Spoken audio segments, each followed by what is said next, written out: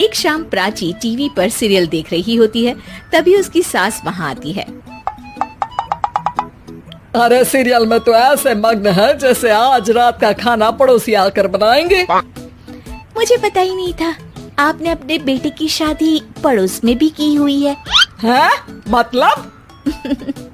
मतलब इस घर में सारा काम बहू ही करती है, आप तो सिर्फ खर्राटे मारती हैं। अच्छा जी, फिलहाल तो तुम आराम फरमा रही हो, चलो जाओ, ये मेरे टीवी देखने का समय है। आहा, इसीलिए मुझे भगाया जा रहा है। सॉरी, अब तो बिल्कुल नहीं जाऊंगी। प्राची की इस बात पर दोनों सास बहू के बीच टीवी रिमोट के पीछे बच्चों जैसे छीना झपटी शुरू हो जाती है, जिसके बीच श्लोक भी काम से घर वापस आ जाता है। आज मेरी चूहे बिल्ली की जोड़ी किस बात पर झगड़ रही है? अरे तेरे बीवी मुझे टीवी ही नहीं देखने दे रही। अरे तुम्हारी मम्मी मुझे खाना बनाने के लिए फोर्स कर रही है। अरे वाह, ऐसे बेतुके रीजन पर तो बच्चे भी झगड़ा नहीं करते। अरे मुझे कुछ मत बोल, सब इसने ही शुरू किया है। हाँ हाँ, जैसे आप तो बहुत दूध की धूली है ना। अरे बस दोनों चुप। प्राची जाओ, खाने की तैयारी करो। और माँ तुम छोड़ो, तुम्हें क्या बोलूं, शांति से अपना सीरियल देखो, मुझे दोबारा लड़ने की आवाज सुनाई नहीं देनी चाहिए। ऐसा बोलकर श्लोक वहाँ से चला जाता है, जिसके पीछे पीछे प्राची भी कुछ न कुछ बड़बड़ाते हुए रसोई में चली जाती है। हाँ हाँ, सासू जी को तो कुछ बोलेंगे ही नहीं, बस मुझ पर ही हुक्म चलता है, खाना बनाओ, जैसे मैं इनके घर में खाना बनाने के लिए आई हूँ। इसी तरह शाम बीतती है और रात को श्लोक और प्राची की सास खाना खाकर सोने चले जाते हैं, लेकिन प्राची गुस्से में कुछ खाए बिना काम में ही लगी रहती है। इस घर में किसी को घंटा फिक्र नहीं पड़ता, मैं खाऊं या भूखी रहूं। प्राची कुछ देर के लिए रसोई से बाहर जाती है और जैसे ही वापस आती है तो वहाँ दूध का भरा ग्लास देखकर हैरान रह जाती है। फिक्र पूरी है, बस दिखाना नहीं है। प्राची दूध पीकर सोने चली जाती है और अगली सुबह एक बार फिर सास बहू का कार्टून नेटवर्क स्टार्ट हो जाता है। ये तुमने ही किया है। अरे अजीब जबरदस्ती है, मैं बोल रही हूँ मैंने कुछ नहीं किया। दोनों ने मिलकर पूरे घर को पागल खाना बनाया हुआ है। यहाँ कोई नॉर्मल इंसान तो रह ही नहीं सकता, इसीलिए अब पड़ोसी क्या रिश्तेदार भी घर आने से कतराते हैं। और सुन बेटे, तू भी चंगा, तेरी माँ भी चंगी, तेरी बीवी भी चंगी, रिश्तेदार। हाँ जी, आपको नहीं पता क्या, गंगाधर ही शक्तिमान है, रिश्तेदार ही। हाँ हाँ, बस समझ गया।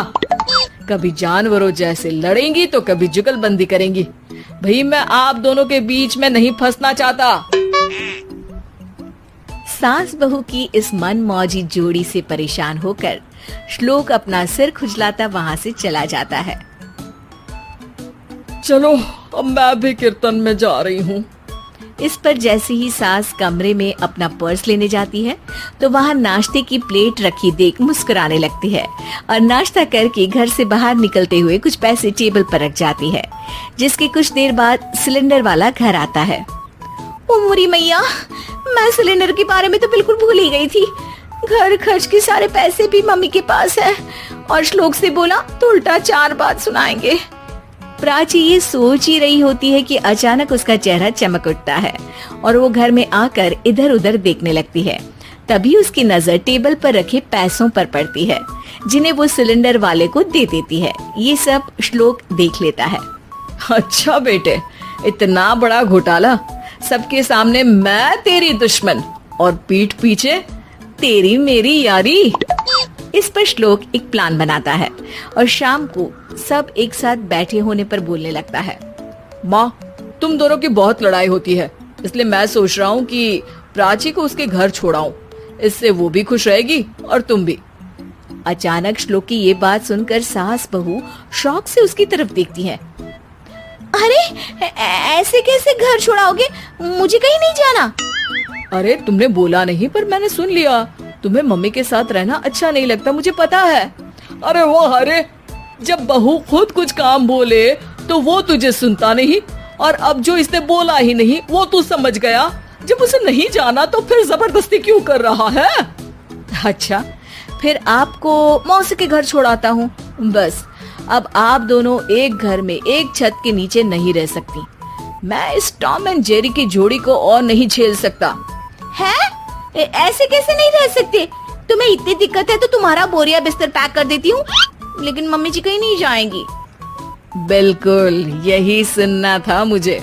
अगर दोनों में इतना ही प्यार है फिर हर वक्त ये लड़ाई का नाटक क्यों करती हो? देखा मैंने कैसे माँ किचन में दूध रखती है और तुम उनके लिए कमरे में नाश्ता रखती हो, और कैसे वो पहले ही तुम्हारी दिक्कत समझकर घर में पैसे रखकर बाहर जाती है।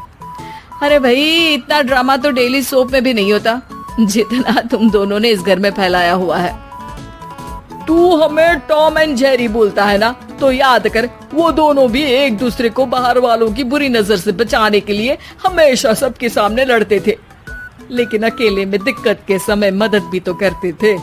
बस हमारा रिश्ता भी कुछ ऐसा ही है। और वैसे भी अगर सास बहू में तू मैं नहीं होती तो दुनिया वालों को कहानियां कैसे मिलेंगी?